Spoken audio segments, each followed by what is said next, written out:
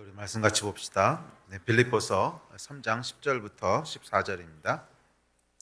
한 목소리를 읽습니다. 시작. 내가 그리스도와 그 부활의 권능과 그 고난의 참여함을 알고자 하여 그의 죽으심을 본받아 어떻게 해서든지 죽은 자 가운데서 부활에 이르게 하노니 내가 이미 얻었다 함도 아니요 온전히 이루었다 함도 아니라 오직 내가 그리스도 예수께 잡힌 바 된 그것을 잡으려고 달려가노라. 형제들아, 나는 아직 내가 잡은 줄로 여기지 아니하고 오직 한 일, 즉 뒤에 있는 것은 잊어버리고 앞에 있는 것을 잡으려고 푯대를 향하여 그리스도 예수 안에서 하나님이 위에서 부르신 부름의 상을 위하여 달려가노라. 아멘. 지난주에 이어서 성령의 사람에 대해서 살펴보려고 합니다. 빌립보서 3장 후반부는 바울이 성령의 사람은 어떤 사람인가 하는 것을 특별히 유대 율법주의자들과 비교하면서 설명하고 있습니다. 그 성령의 사람이라고 하는 것은 사실은 복음이 무엇인가 하는 것을 설명하고 있는 것인데 유대 율법주의자들과 대조하면서 율법과 복음의 차이가 무엇인지 또 종교와 참 생명의 차이가 무엇인지 하는 것을 쭉 이야기하고 있습니다. 그래서 그것을 한마디로 제목을 붙이면 성령의 사람이다 이렇게 붙일 수 있겠습니다. 자, 성령에 의해서 움직이는 사람은 어떤 사람이고 성령 충만한 사람은 어떤 사람인가 하는 것을 쭉 여러 가지로 설명하고 있는데 지난주에 우리가 9절까지 살펴보면서 오직 예수다 하는 이야기를 살펴봤습니다. 성령의 사람은 오직 예수께 집중하는 사람입니다. 자, 오늘은 이어지는 10절과 11절을 통해서 이 성령의 사람의 특징에 대해서 좀 더 자세히 살펴보려고 합니다. 자, 세 번역에 보면 10절과 11절을 이렇게 얘기합니다. 자, 시작. 내가 바라는 것은 그리스도를 알고 그분의 부활의 능력을 깨닫고 그분의 고난에 동참하여 그분의 죽으심을 본받는 것입니다. 그리하여 나는 어떻게 해서든지 죽은 사람들 가운데서 살아나는 부활에 이루고 싶습니다. 자, 10절과 11절은 내가 바라는 바는 이렇게 시작을 합니다. 즉 바울의 소망이 뭔가 하는 것을 이야기합니다. 자, 바울의 소망은 지난주에 살펴봤지만 오직 예수뿐이었지요. 그렇다면 이 오직 예수라고 하는 말의 구체적인 의미는 뭔가 하는 것을 이제 10절과 11절에 이어서 설명합니다. 그렇죠. 우리가 오직 예수라고 얘기를 해도 그 오직 예수라고 하는 구체적인 의미, 실천적이고 적용적인 의미가 무엇인가가 나한테 잘 이해되어 있지 않으면 뭐 그냥 슬로건일 뿐이죠. 오직 예수. 그래서 뭐 어쩌라고요. 그래서 이 바울은 10절과 11절에서 오직 예수라고 하는 것이 구체적으로 바울에게는 어떤 의미인가 하는 것을 이제 풀어서 설명을 하는데 두 단어로 요약될 수 있습니다. 그것은 부활과 그리고 고난이에요. 부활과 고난. 그래서 바울은 그분의 고난에 동참하여 죽으심을 본받고 부활의 능력과 영광에 이르고 싶다 이렇게 얘기합니다. 그러니까 바울에게 오직 예수라고 하는 것은 예수께서 받으셨던 고난에 나도 함께 참여하는 것이고 그리고 예수께서 부활하실 때 나도 함께 부활하는 이것이 바울에게 오직 예수라고 하는 구체적인 의미입니다. 그래서 예수의 고난에 참여하고 예수의 부활의 영광에도 함께 참여하게 되는 이것이 바울의 소망이었습니다. 자, 그래서 오늘과 다음 주 두 번에 걸쳐서 바울이 얘기하는 이 부활 그리고 고난 이 두 가지 주제에 대해서 살펴보려고 합니다. 자, 바울은 먼저 부활의 권능을 알고 싶다 이렇게 얘기하는데 10절과 11절 다시 한번 읽어볼까요? 자, 시작. 내가 그리스도와 그 부활의 권능과 그 고난에 참여함을 알고자 하여 어떻게 해서든지 죽은 자 가운데서 부활에 이르려 하노니. 자, 10절과 11절에 보면 이제 부활에 대해서 얘기하는데 사실 10절에서 얘기하는 부활과 11절에서 얘기하는 부활은 조금 해석과 뉘앙스가 다릅니다. 자, 먼저 11절에서 이야기하는 부활을 먼저 보면 어떻게 해서든지 죽은 자 가운데서 부활에 이르려 하노니 하는 이걸 보면 이 부활은 죽은 자들이 실제로 살아나는 종말론적인 소망인 것이 분명합니다. 내가 역사의 마지막 때 예수께서 다시 재림하실 때 나도 그 예수 그리스도께서 부활하셨던 그 부활에 참여하고 싶습니다 하는 종말론적인 그런 부활이라면 10절에서의 부활은요 부활의 권능이다 이렇게 얘기합니다. 그러니까 그 얘기는 뭐냐면 10절에서 이야기하는 부활은 조금 더 포괄적인 의미의 부활이라는 거예요. 조금 더 포괄적인 의미의 부활. 자, 포괄적 의미의 부활이라고 하는 것은 뭐냐면 부활의 본질이 뭐예요? 사망 권세를 이기고 살아나신 거죠. 그러니까 사망의 권세를 꺾으시는 그 능력, 오늘 지금 현재 내가 경험할 수 있는 사망의 모든 권세, 어둠의 모든 권세를 꺾고 이기는 그 권능을 의미하는 부활이라고 볼 수 있습니다. 그래서 물론 이 10절에서 얘기하는 이 포괄적 의미의 부활이 종말론적인 부활을 포함하고 있죠. 그래도 10절과 11절을 보면 그 조금 뉘앙스가 다르죠. 그러니까 11절의 부활은 종말론적인 소망이라면 10절에서의 부활은 지금 현재 경험하고 있는 부활을 얘기하고 있는 것을 알 수 있습니다. 이 생각해보면 여러분, 바울에게 부활이라는 의미는 오늘날 우리가 느끼는 부활과는 사뭇 달랐을 것을 알 수 있습니다. 왜냐하면 바울에게 부활 사건은요 2000년 전에 일어났던 사건이 아니거든요. 바울에게 부활은 바로 얼마 전에 일어났던 자기의 삶 한가운데서 경험했던 사건이라는 거예요. 그렇죠? 우리는 부활 그러면 먼 과거 2000년 전에 일어났던 사건이고 그것이 2000년이라는 시간을 거치면서 교리화되고 종교화된 그 부활을 받아들이고 있죠. 그래서 부활 그러면 그렇지 모든 사람이 마지막에 부활하지 뭐 이렇게 받아들이고, 또 부활 그럼 그렇지 2000년 전에 예수님께서 부활하셨지, 이게 다분히 교리화되고 종교화된 부활을 생각을 하는데 바울에게 그 부활은 그런 게 아니었어요. 바로 얼마 전에 예수께서 내가 펄펄하게 살아있는 이 한가운데 부활하신 사건을 목격했던 거예요. 그러니까 바울에게 부활은 굉장히 현재적인 사실이었다는 하는 것을 알 수 있습니다. 이것은 마치 이와 같아요. 6.25 전쟁 그렇게 얘기하면 6.25 전쟁을 실제로 경험하셨던 저희 부모님 세대 같은 경우에는 이게 뭐냐 하면 현실입니다. 현재예요. 전쟁 그러면 현재 사건이에요. 자기 삶 속에서 일어났던 경험했던 현재 사건이란 말이에요. 그런데 그 이후에 저나 여러분 같은 젊은 세대들에게는 6.25 전쟁 그러면 그건 저기 역사 속에서 있었고 교과서에서 배웠던 얘기지 현실이 아니지요. 자, 부활도 마치 이와 같다는 거예요. 그러니까 이 바울에게 부활은 종교화되고 교리화된 교과서에서 배웠던 주일 성경학교에서 배웠던 그 교리화된 부활이 아닌 거예요. 내 사건에서 불과 20년 30년 전에 실제로 일어났던 사건이고 실제로 경험했던 사건이죠. 자, 그래서 바울에게 부활은 뭐냐면 현재 내가 경험할 수 있는 권능이었지 종말론적이거나 과거적인 사건만은 아니었다는 거예요. 그것이 바울에게 부활이었습니다. 자, 여러분에게 부활은 어떻습니까? 여러분에게 부활은 현재 경험하는 권능입니까? 아니면 역사 속 종교 교리입니까? 이 부활이 여러분 현재 경험하는 권능이 아니라 단순히 종말론적인 사건만으로 제한되거나 또는 과거에 있었던 사건만으로 제한되어 버리면 복음은 종교가 돼버려요. 이 복음의 특징은 뭐냐면 복음과 종교의 가장 큰 차이는 생명력이에요. 복음에는 생명력이 있어요. 복음에는 능력이 있어요. 복음에는 우리 영혼을 새롭게 하고 마음을 새롭게 하고 삶을 새롭게 하는 생명이 있는데 종교와 율법에는 그게 없어요. 그냥 교리고 종교예요. 자, 부활이 여러분에게 어떤 의미입니까? 만약 복음이 여러분에게 정말 생명이라면 부활도 오늘 내 삶에 역사하는 어둠과 사망의 권세를 이기는 권능이어야 해요. 그런데 그렇지 않고 부활이 그냥 배웠던 사실, 배웠던 교리거나 앞으로 종말론적인 사건으로만 이해되게 되면 사실은 복음의 생명력을 잃어버립니다. 그리고 복음의 생명력을 잃어버리면 그냥 도덕과 윤리가 되어버리고 맙니다. 복음에서 생명력이 빠지고 나면 도덕과 윤리만 남게 돼요. 자, 그리고 불행하게도 현대 기독교가 그렇게 돼버렸어요. 현대 기독교는 복음의 생명, 부활의 현재 이 권능을 잃어버린 결과 그냥 복음이 그냥 도덕이 돼버렸고 윤리가 돼버렸습니다. 그래서 복음을 그저 착한 사람이 되는 능력 정도로 제한해버렸습니다.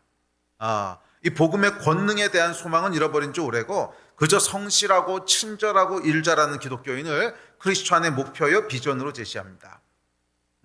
여러분 어떠세요? 좋은 크리스찬 그럼 어떤 이미지가 떠오르세요?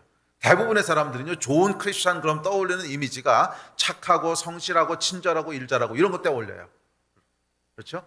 아주 착해요. 너무 친절하고 일도 잘하고 성실하고 거짓말도 안 하고 이런 사람을 크리스찬 그럼 딱 이미지로 떠올린단 말이에요. 그런데 여러분 바울하면 어떤 이미지가 떠오르세요? 바울하면 떠오르는 이미지가 착하고 성실하고 일 잘하고 친절한 사람이 떠오릅니까? 전혀 아니죠. 바울 그럼 떠오르는 이미지가 착하고 성실하고 모범적이고 일 잘하고 친절하고 누구에게나 이거 떠오르지 않잖아요. 근데 여러분 바울만 그런 게 아니고 베드로 그럼 어떻게 떠올라요? 베드로도 착하고 성실하고 일 잘하고 친절한 사람이 떠오릅니까? 요한은요? 요한도 착하고 성실하고 친절하고 일 잘하는 이미지예요? 다윗은, 엘리야는, 모세는 성경에 어떤 사람도 여러분 착하고 성실하고 일 잘하고 친절한 사람으로 이미지 떠오르는 사람은 없어요. 한 사람도 없어요. 그 이야기는 오늘날 현대 기독교가 속고 있다는 거예요. 속고 있다는 거예요. 세상의 성경 어디에 모범적인 크리스천의 샘플은 착하고 성실하고 일 잘하고 친절한 사람이라고 그렇게 비칠 만한 한 건도 없단 말이에요. 그런데 왜 오늘날 우리는 그렇게 떠오르는가? 간단합니다. 복음의 생명력을 잃어버리고 종교화돼 버린 거예요. 복음의 생명력을 잃어버리고 나니까 뭐만 남아요? 도덕과 윤리만 남는 거예요. 도덕과 윤리만 남으니까 도덕적이고 윤리적인 사람이 그것이 대표적인 크리스찬의 모습으로 자리매김해 버린 거죠. 속지 마십시오. 이건 여러분 원수의 속임수입니다. 기독교를 무기력하게 만들려고 하는 원수의 속임수예요. 성경에 어떤 인물도 착하고 성실하고 일 잘하고 친절한 사람으로 떠올리는 사람은 없어요. 물론 착하고 성실하고 친절하고 일 잘하는 것이 그렇게 하면 안 된다는 얘기는 아니에요. 그것은 예수 그리스도를 따라서 살다 보니까 그냥 결과적으로 나타나는 현상이지 그게 비전이 된 적은 없다고요. 그건 그냥 당연히 그런 모습으로 나타나게 되는 결과론적인 게 모습이고 그것이 크리스찬의 샘플이요, 크리스찬의 본질이요, 크리스찬의 어떤 모델이 될 수는 없다는 거예요. 이해가 되십니까? 그건 그냥 사이드 이펙트야, 사이드 이펙트. 그냥 주님을 따라가고 예수님 닮아가다 보니까 자연스럽게 그게 나타나는 거고. 성령의 사람은 여러분 부활의 능력과 권능을 소망하지 착한 크리스찬을 소망하지 않습니다. 이 착한 크리스찬의 거짓말에 속지 마십시오. 그건 그냥 당연히 결과적으로 나타나는 거지 그게 우리의 비전이 될 수는 없어요. 그게 우리의 목표가 될 수는 없어요. 성경의 어떤 인물도 그것을 목표로 삼는 사람은 없어요. 바울의 소망은 부활의 권능을 오늘 경험하는 거였고 예수 그리스도의 고난에 동참하는 것이었지 착하고 성실하고 친절하고 일 잘하는 크리스찬이 되겠다 이런 소망은 가져본 적이 없습니다. 아멘. 원수의 속임수에 속지 마십시오.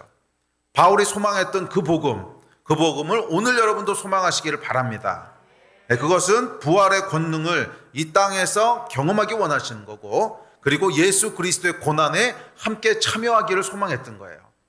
그래서 성경에 나오는 그리스도인들, 성경에 나오는 하나님의 사람들을 생각해 보세요. 고난을 돌파한 사람들, 그러면 이미지가 떠오르죠. 그렇지. 바울도 그랬고, 다니엘도 그렇고, 고난을 돌파한 사람들, 또 믿음의 사람들, 믿음으로 우리 앞에 있는 모든 역경들을 뛰어넘으며 돌파하며 능력을 행하며, 그럼 여러분 매치가 되죠. 그렇지. 베드로도 그랬고, 바울도 그랬고, 사도 요한도 그랬고, 구약으로 가면 엘리야도 그랬고, 다윗도 그랬고. 그래요, 여러분. 그게 성경의 사람, 성경이 얘기하는 성경의 사람들이었어요. 저는 여러분도 하나님의 사람으로 부활의 권능을 소망하며 고난에 참여하기를 소망하는 바울 같은 사람들이 되시기를 주의 이름으로 축복합니다. 아멘. 자, 둘째, 바울의 복음은 권능과 함께 고난에 참여하는 복음이었습니다. 이 고난과 권능은요, 서로 깊게 연결되어 있습니다. 고난이 있는 곳에 권능이 부어지는 거예요.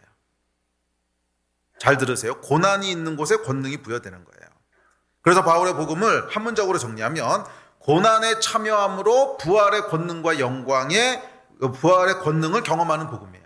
고난에 참여함으로 부활의 권능을 경험하는 복음, 그것이 바울의 복음이었습니다. 바울은 부활의 권능과 영광에 참여하기 원해서 고난에도 참여했습니다. 자, 이 시간에는 이 성경이 얘기하는 고난에 대해서 조금 더 깊게 살펴보려고 합니다. 자, 첫째, 이 고난의 이유 또는 고난의 본질은 세상이 타락했기 때문에 그래요. 성경 찾아봅시다.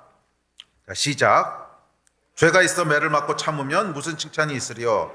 그러나 선을 행함으로 고난을 받고 참으면 이는 하나님 앞에 아름다우니라. 그러나 의를 위하여 고난을 받으면 복 있는 자니 그들이 두려워하는 것을 두려워하지 말며 근심하지 말고 선을 행함으로 고난받는 것이 하나님의 뜻일진데 악을 행함으로 고난받는 것보다 나으니라. 자, 이거 보면 여러분, 선을 행함으로 고난받으면, 의를 위하여 고난받으면, 선을 행함으로 고난받으면 계속 반복되는 게 있죠. 선을 행할 때 고난받는다는 거예요. 자, 왜 그러냐면 세상이 타락했기 때문에 그래요. 세상은 하나님을 거스르고 대적하고 있어요. 그러니까 뭐냐면 세상에 이렇게 흐름이 있는데 하나님이 창조하신 흐름과는 반대로 세상이 가고 있다는 거예요. 그런 세상에서 선을 행하려고 하면, 선이라고 하는 것은 하나님의 뜻을 행하려고 하면 그럼 어떻게 되겠어요? 거슬러 올라가야 되는 거죠. 그러니까 세상은 이렇게 흘러가고 있는데 선을 행하려고 하면, 하나님의 뜻을 행하려고 하면 거슬러 올라가야 되는 거예요. 그래서 의를 행하려는 사람, 선을 행하려는 사람은 고난을 피할 수가 없다는 거예요. 고난의 이유는 뭐예요? 세상이 하나님을 떠나 타락했기 때문에 그렇습니다. 그래서 심지어 하나님이신 예수 그리스도조차도 이 세상에서 살아가실 때 고난을 피할 수가 없었어요. 하나님조차도 고난을 피할 수가 없었어요. 성경이 이렇게 얘기합니다.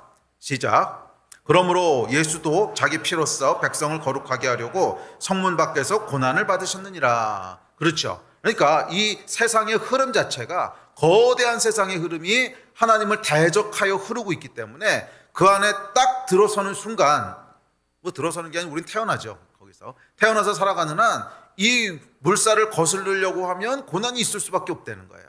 자, 그런 의미에서 고난이라고 하는 것은 그리스도에게는 숙명 같은 거고, 그냥 우리의 존재 같은 거예요. 존재 같은 거예요. 그러니까 존재하는 한 그냥 고난이 있다는 거예요. 세상이 타락했기 때문에 그렇습니다. 자, 물론 여기서 고난은 나의 죄로 인해서 맞는 고난과는 다른 고난입니다. 나의 잘못, 나의 죄로 인해서 맞는 고난은 고난이 아니라, 오늘 읽으셨던 베드로전서 2장 20절에 보면 매 맞는 거라 그러죠. 매 맞는 거.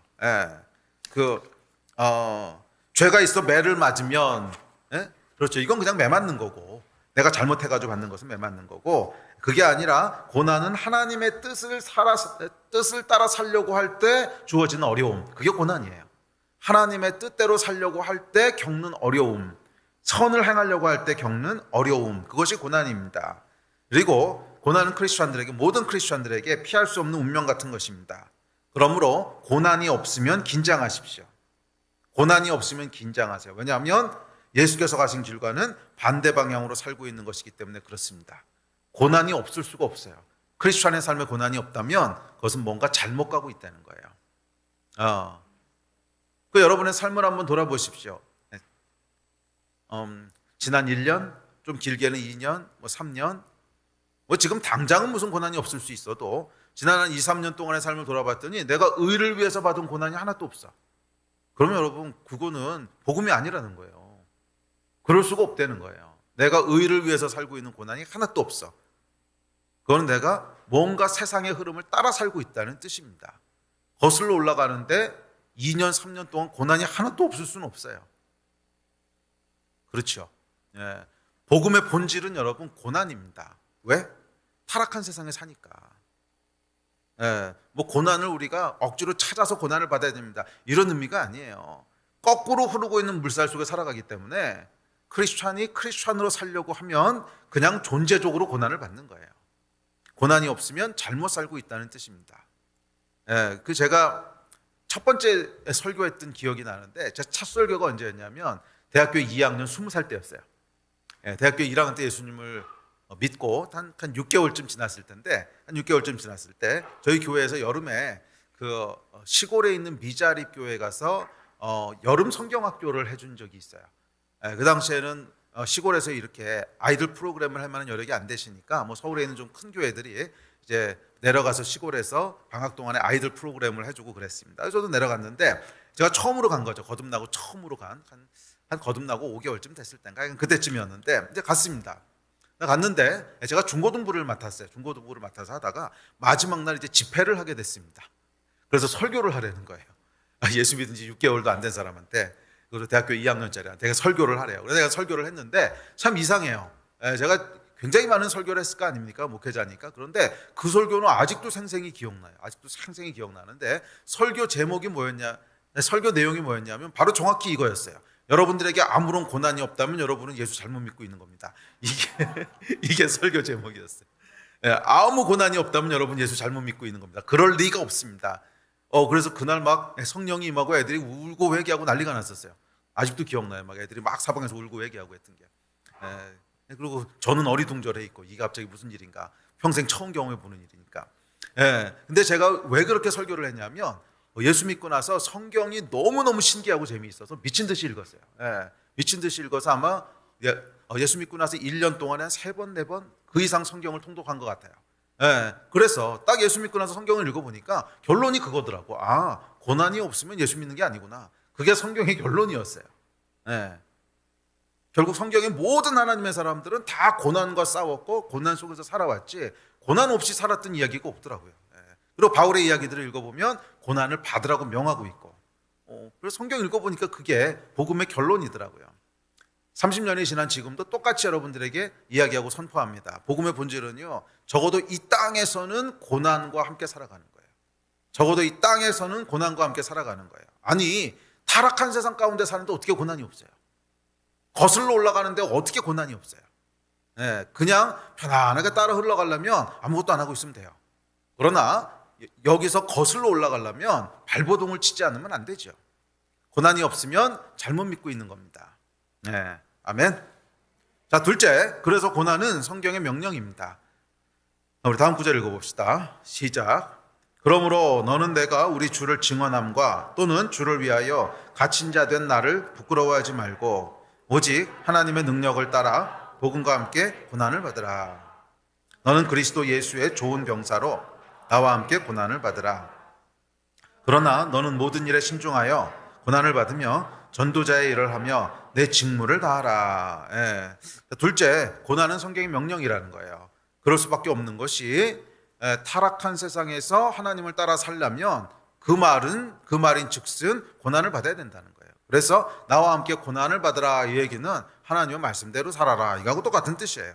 자, 어쨌거나 바울은 스스로 고난을 선택했을 뿐만이 아니라 다른 이들에게, 특별히 그가 사랑했던 영적 아들 디모데에게도 고난을 받으라고 명합니다.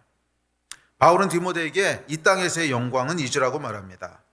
주를 위해서 영광이 아니라 고난을 받는 것이 이 땅에서 우리의 운명이고 데스티니입니다.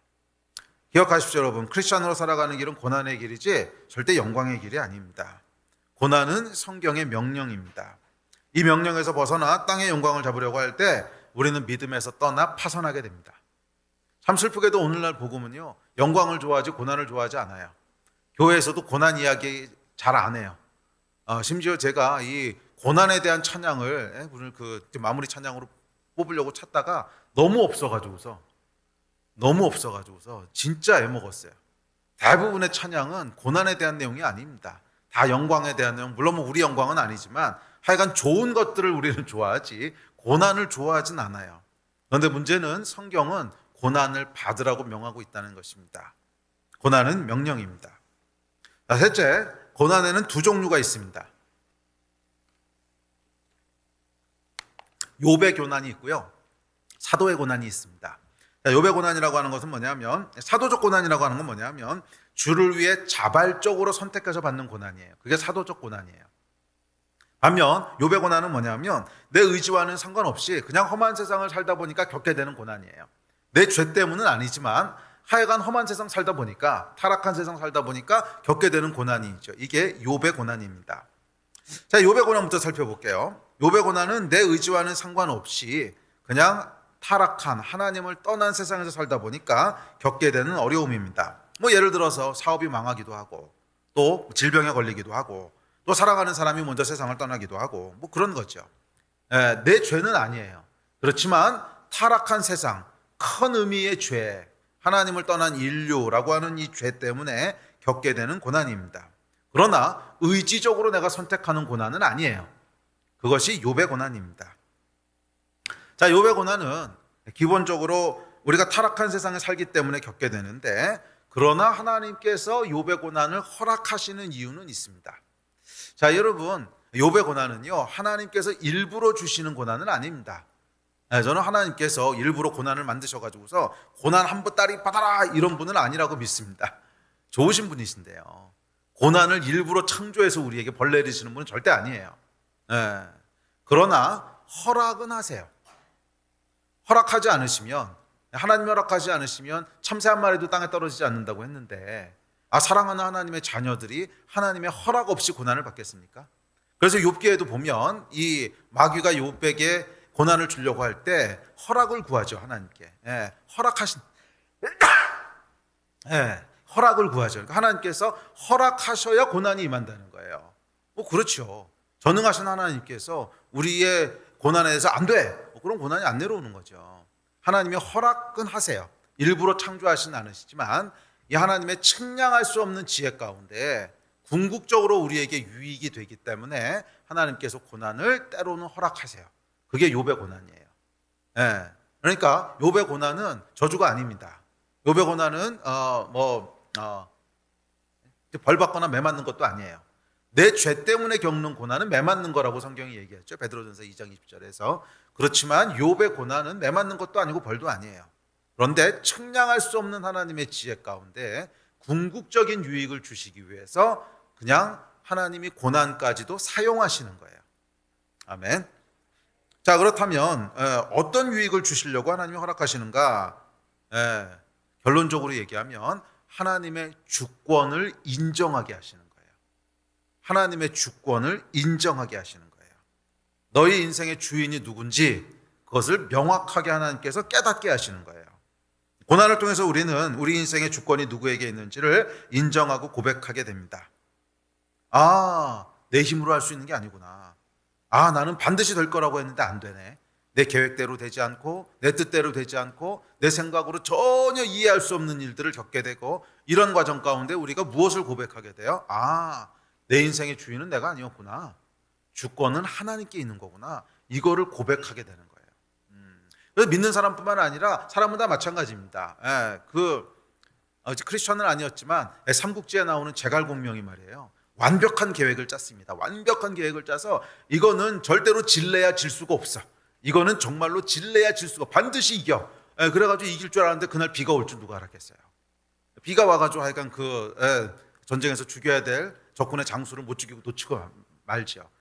그래서 결국 길게 보면 이제 제갈량이 섬겼던 촉국이 멸망하게 되는데, 그러면서 그 비 오는 가운데 도망가는 적 장수를 보면서 사마위를 보면서 뭐라 그러냐면 진인사 제천명 그러잖아요. 일을 꾸미는 건 사람이 꾸미지만 결국 뜻은 하늘에 있는 거다. 제천명. 이게 여러분, 믿지 않는 사람도 고난 가운데 들어가면 주권이 누구에게 있는지를 알게 돼요. 사실이 그렇잖아요. 심지어 믿지 않는 사람도 고난 가운데 들어가면 주권이 누구에게 있는지를 알게 돼요. 그래서 더욱이 하나님의 사람들은 더욱 그렇습니다. 더욱 그렇습니다. 하나님의 사람들은 고난을 통해서 하나님이 주인이시고 하나님이 주권자라고 하는 것을 고백하게 됩니다. 이걸 믿음이라 그러는 거예요. 고난 가운데 원망하지 않고, 그렇지, 주권은 하나님께 있지, 이렇게 고백하는 것을 믿음이라고 합니다. 그리고 이런 주권을 인정하고 인내하는 믿음을 통해서 더욱더 하나님을 신뢰하게 하시고, 또한 영적인 권위도 얻게 하시고, 또한 예수 그리스도를 닮아서 성숙해 가게 하십니다. 이게 욥의 고난을 허락하시는 이유예요. 욥의 고난을 통해서 우리는 더욱 성숙해집니다. 그래서 욥의 고난은 성숙하게 하는 고난입니다. 이 고난을 많이 겪으신 분을 만나보면 성숙함이 있습니다. 삶의 깊이가 있어요. 고난을 경험해보지 않은 사람들은 삶의 깊이가 아주 얕아요. 아주 얕은데 고난을 경험해본 사람은 삶의 깊이가 있어요. 온유함이 있고 겸손함이 있습니다. 인생이 내 마음대로 되는 게 아닌 걸 안 거예요. 인생이 내 마음대로 되는 게 아니구나. 내가 잘나서 여기까지 온 것도 아니고 내가 계획한다고 해서 되는 것도 아니구나. 고난을 통과한 사람은 이걸 알아요. 하나님의 주권이구나. 은혜로다. 그냥 은혜. 내게 필요한 것은 하나님의 은혜구나. 이걸 알게 돼요. 이게 욥의 고난을 허락하시는 1차적인 이유입니다. 아멘. 반면 사도적인 고난은 좀 다릅니다. 사도적 고난이라고 하는 것은 뭐냐면 복음을 위해서 자원에서 자발적으로 받는 고난이에요. 피하려면 피할 수 있어요. 그런데 복음을 위해서 피하지 않고 받는 거예요. 바울은 빌립보서에서 이 자원에서 받는 사도적 고난을 바울 삶의 목표라고 얘기했고, 그의 영적인 아들이었던 디모데에게도 너도 이것을 목표로 삼어, 이렇게 권합니다. 성경은요, 사도적 고난을 명령합니다. 복음의 본질은 그리스도의 고난에 자원하여 참여하는 것이기 때문에 그래요. 조금 더 정확하게 얘기하면 복음의 본질은 예수 그리스도와 하나가 되는 거예요. 예수 그리스도와 사랑 가운데 연합하는 거예요. 이게 복음의 본질인데, 예수 그리스도와 연합한 자는요, 예수께서 이 땅에 살아가실 때도 고난의 연속이었잖아요. 선을 행하려고 하면, 하나님의 백성으로 살아가려고 하면 이 거센 반대되는 흐름 속에서 당연히 고난의 연속이죠. 그래서 예수와 연합해서 살아간다고 하는 것은 예수의 고난에 함께하는 것입니다. 그래서 복음의 본질은요. 그래서 복음의 본질은 고난에 참여하는 거예요. 그게 복음의 본질입니다. 그게 복음의 본질입니다. 이 고난을 피하려고 할 때 우리는 그리스도와 다른 길을 걷게 됩니다. 고난을 피하려고 할 때 우리는 복음에서 벗어나서 세상과 타협하게 됩니다. 그러므로 여러분, 고난, 사도적 고난을 피하려고 하지 마십시오. 그리스도와 같은 길을 걷기 원한다면. 이게 성경의 명령입니다. 자, 넷째, 고난은 우리를 영광으로 인도합니다. 예수께서 고난을 통해 부활의 영광으로 들어가셨듯이 우리도 그렇습니다. 영광에 이르는 길은 능력이 아니라 고난입니다. 성경은요, 한 번도 능력을 통해 예수께서 영광에 이르셨다고 얘기하지 않아요. 많은 능력을 행하셨지만 그 능력을 통해 영광에 이르셨다고 얘기하지 않아요. 고난을 통해 영광에 이르셨다고 얘기해요. 고난을 통해 영광에 이르셨다고 얘기합니다. 특별히 이 사도적인 고난은 하나님을 기쁘시게 하고 감동케 합니다. 성경 구절 같이 볼까요? 시작. 죄가 있어 매를 맞고 참으면 무슨 칭찬이 있으리요. 그러나 선을 행함으로 고난을 받고 참으면 이는 하나님 앞에 아름다우니라. 자, 하나님 앞에 아름답다라고 하는 말은 하나님께서 아름답게 보신다는 뜻이죠. 그러니까 하나님께서 기뻐하시고 하나님께서 좋아하신다는 거예요. 그러니까 고난은 하나님의 마음을 움직입니다. 그래서 고난을 통해 우리는 은총, 페이버를 얻게 돼요. 페이버를 얻게 돼요. 하나님 입장에서 한번 생각해 보세요. 얼마나 기특하겠어요. 아이고 저놈들 뭐하냐? 저 녀석들이 나를 위해서 저렇게 고생하고 고난을 받는다고? 하나님의 마음이 움직이는 거죠. 그래, 하나님의 마음은 우리의 희생을 결코 잊지 않으십니다. 잊으실 수가 없어요. 부모님들이 그러거든요.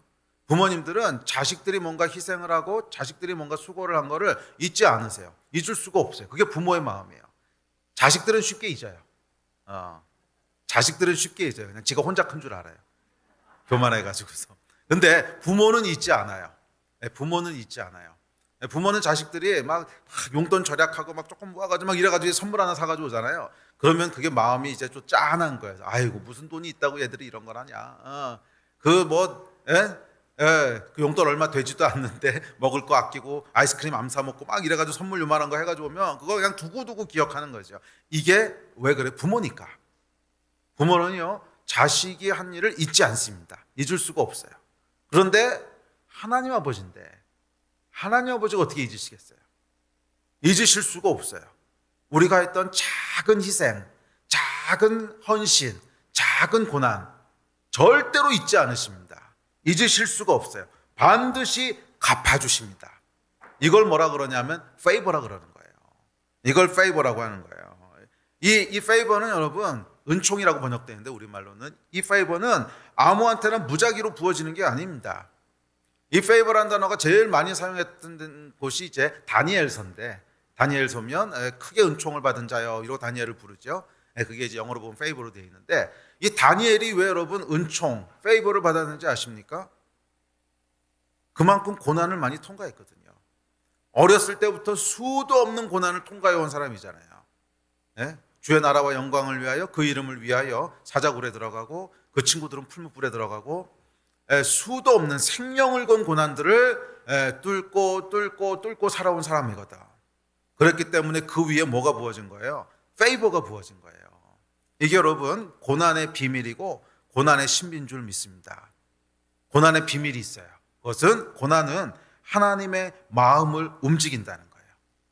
고난은 하나님의 마음을 움직인다는 거예요. 그래서 페이버가 그 위에 부어지게 합니다.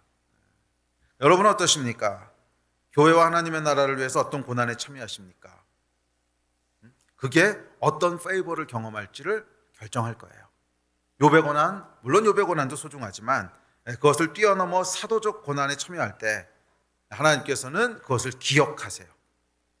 반드시 갚아주십니다. 여러분 당대에 갚아주시지 않으시면 자녀 세대에게라도 갚으세요. 반드시 갚으십니다. 그것이 고난의 비밀이고 고난의 신비인 줄 믿습니다.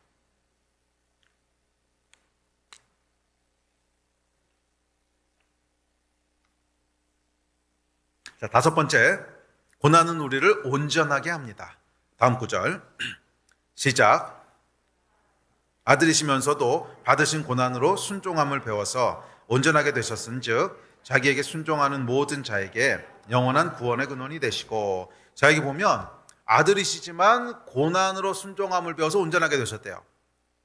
자, 순종함을 배웠다고 하는 것은 뭐 고난 가운데 우리가 원망하고 불순종하고 그렇지 않고 고난을 잘 인내하며 받아들이고 믿음으로 반응해서 온전하게 됐다는 거예요.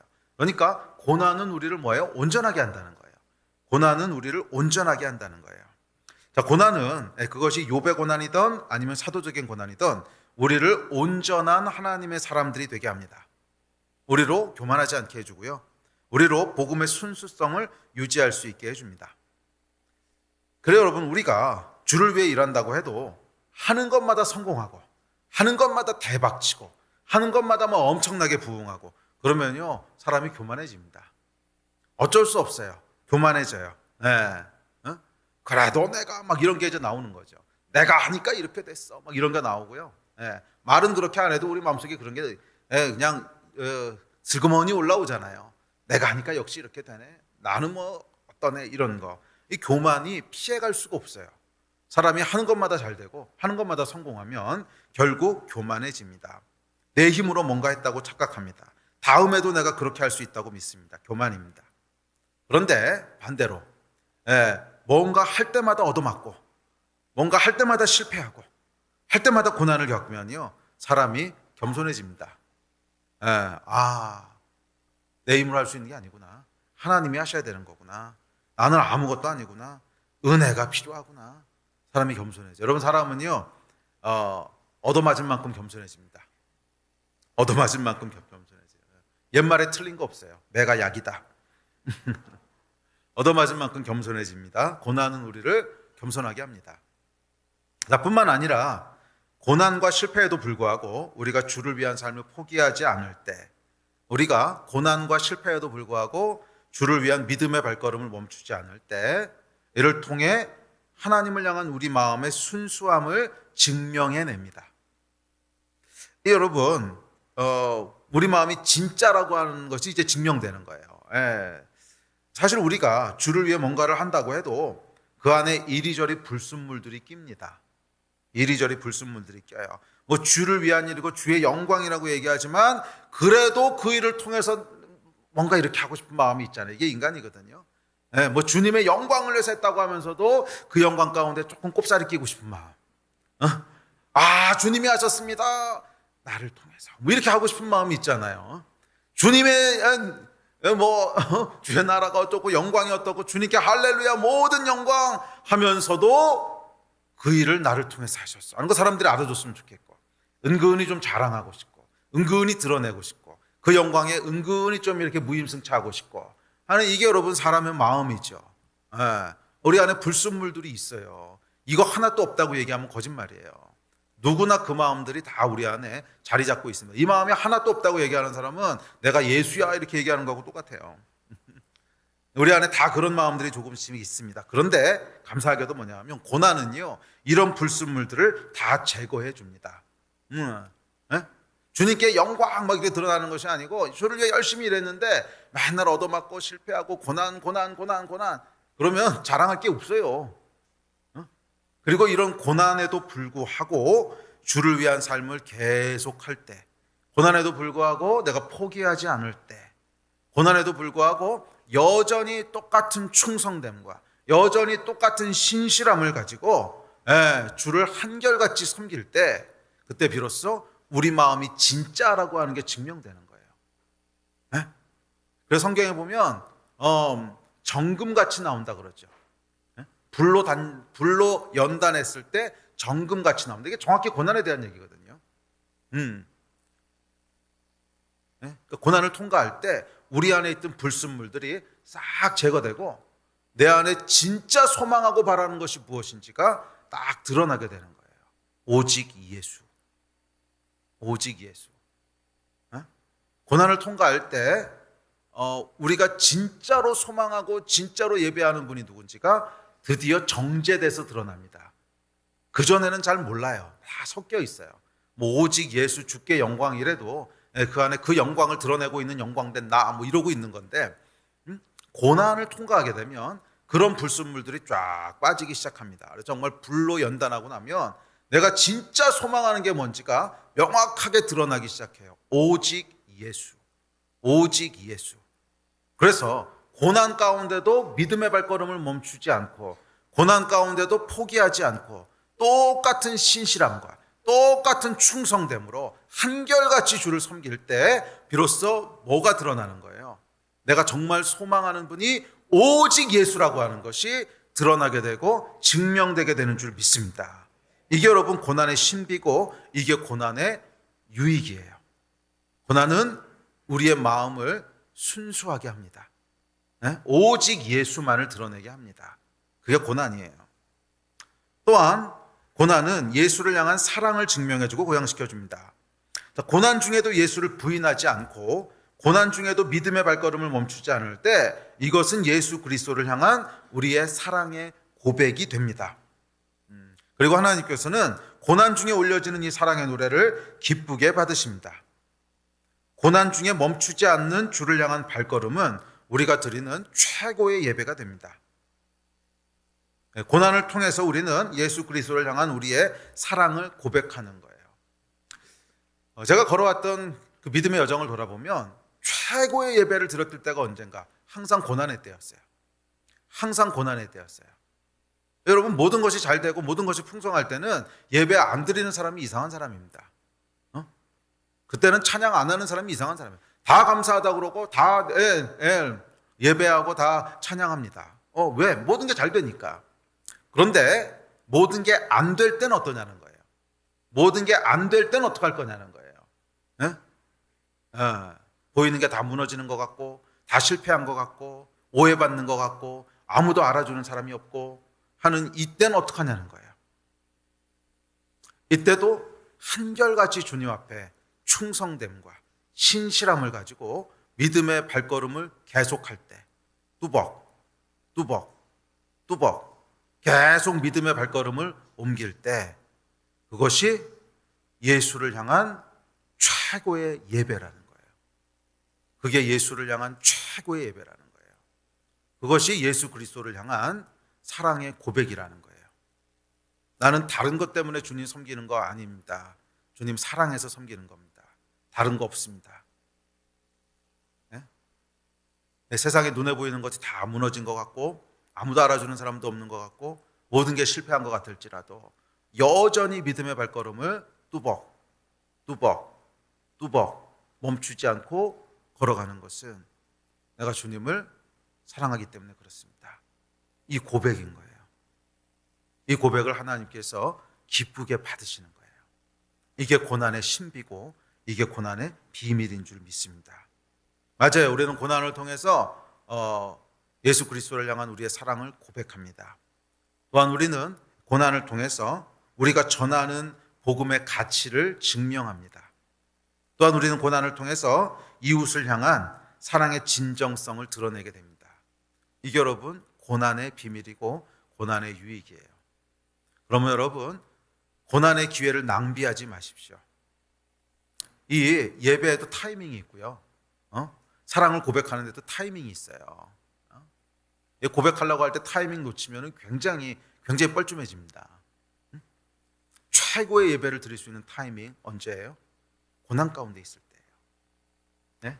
일이 내 생각처럼 풀리지 않을 때, 뭔가 꼬일 때, 실패한 것 같을 때, 아무것도 없는 것 같을 때, 끝난 것 같을 때, 그때가 뭐예요? 예배해야 되는 타이밍이에요. 최고의 예배를 드릴 수 있는 그 시간이 뭐예요? 내가 진짜로 소망하는 게 뭔지가 증명되는 순간이에요.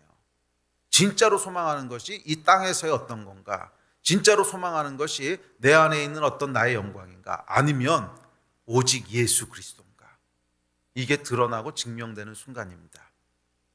이 타이밍을 낭비하지 마시기를 주의 이름으로 축복합니다.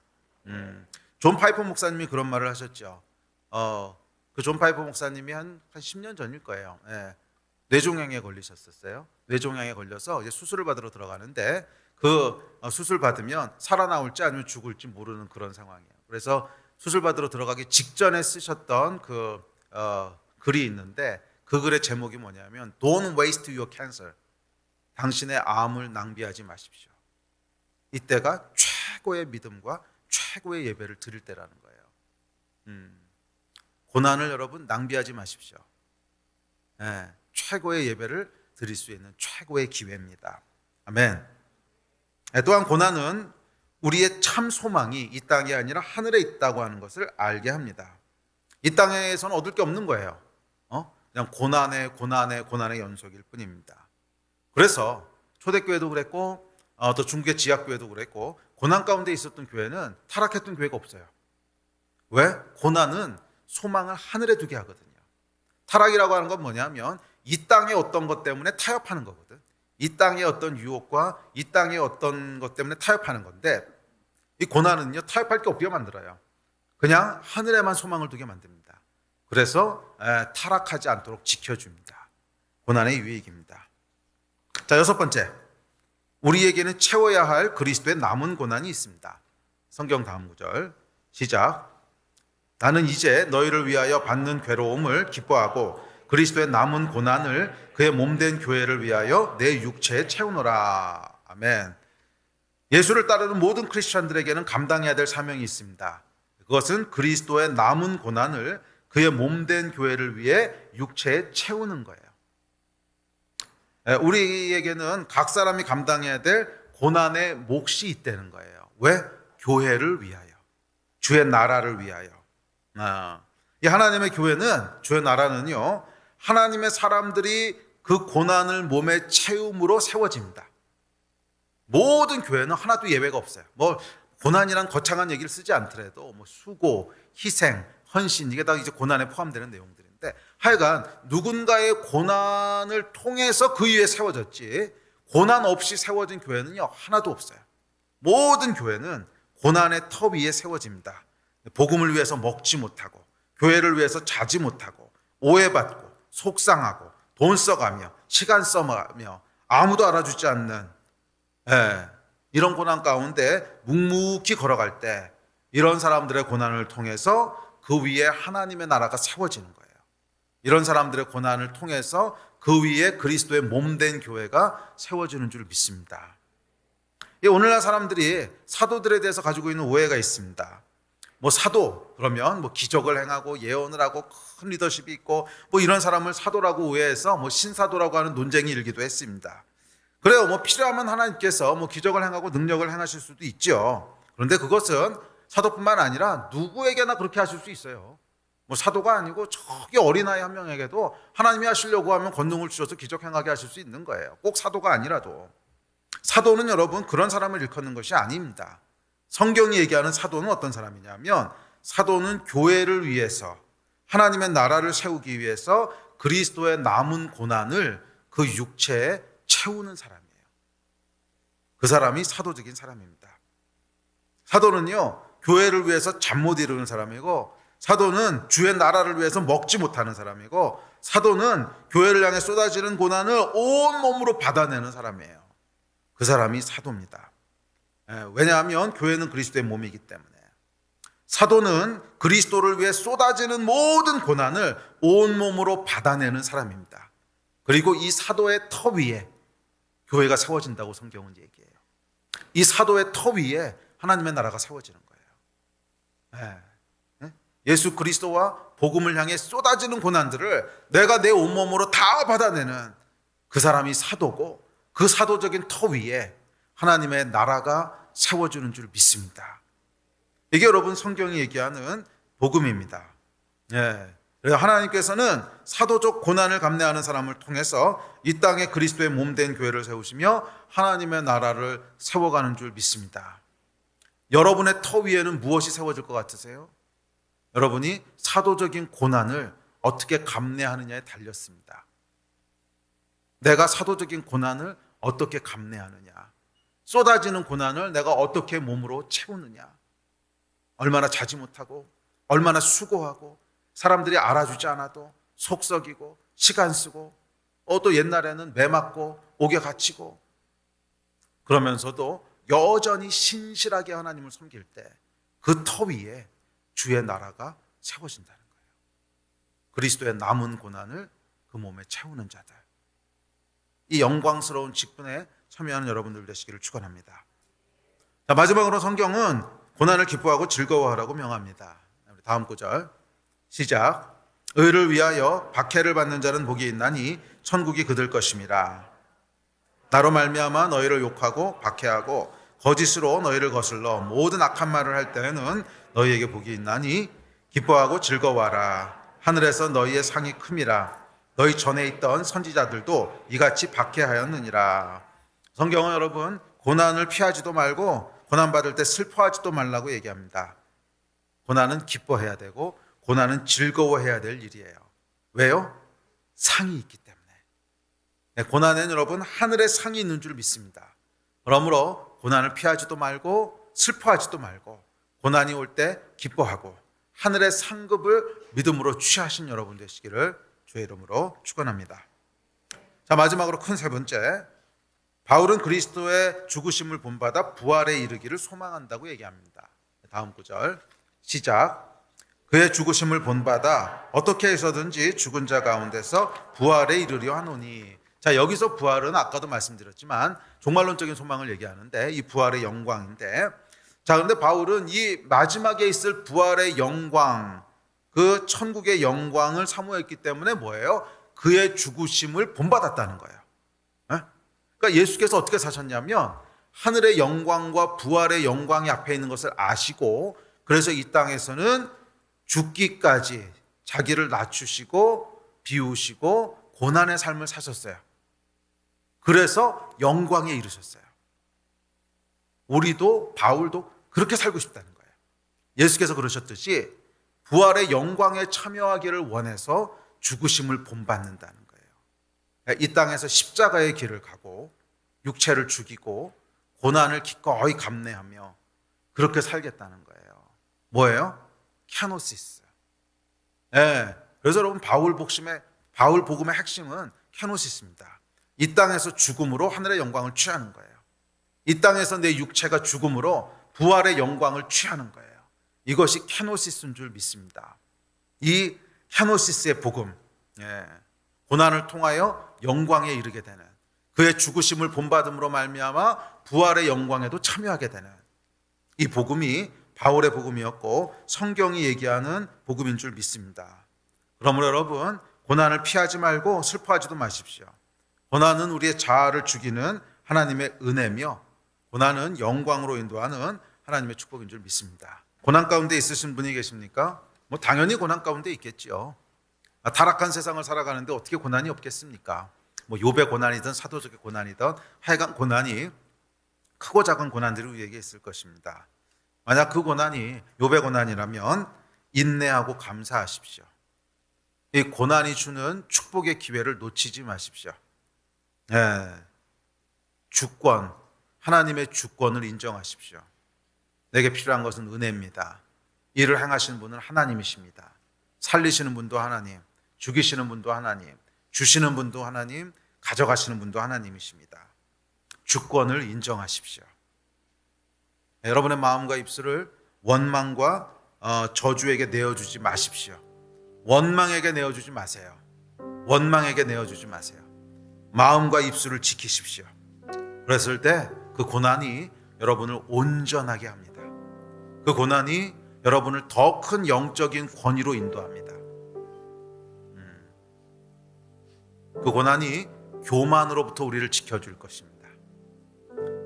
그러나 욥의 고난에만 만족하지 마시고 그보다 더 큰 고난, 그리스도의 몸된 교회를 위하여 그리스도의 남은 고난을 온몸으로 받아내는 위대한 사도적인 고난을 사모하십시오. 그래서 여러분의 믿음의 터 위에 하나님의 나라가 세워지기를 기대하십시오. 믿음의 터라고 하는 것은 고난의 터예요. 수고의 터고 희생과 헌신의 터입니다. 여러분의 사도적인 터 위에, 사도적 고난의 터 위에 주의 나라가 세워지기를 소망하십시오. 그랬을 때 부활의 영광에도 함께 참여하는 그런 축복이 우리에게 임할 것이고, 이 땅에서 정말 끊을 수 없는 하나님의 은혜와 페이버가 우리 삶 가운데 부어지는, 자자손손 부어지는 놀라운 하나님의 은혜가 임하게 되는 줄 믿습니다. 이 축복이 여러분들에게 임하기를 주의 이름으로 축원합니다. 우리 자리에서 나서 기도합시다.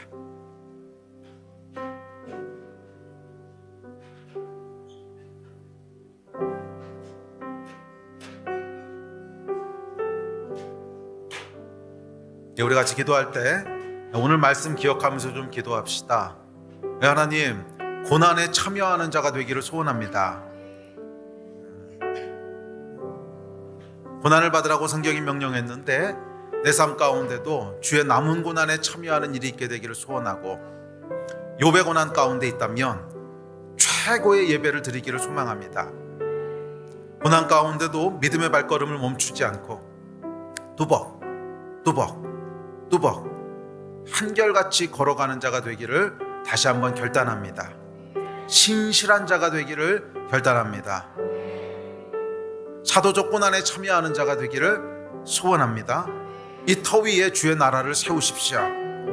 이 믿음 가지고 우리 주여 한번 크게 부르짖고 합심해서 기도하십시다.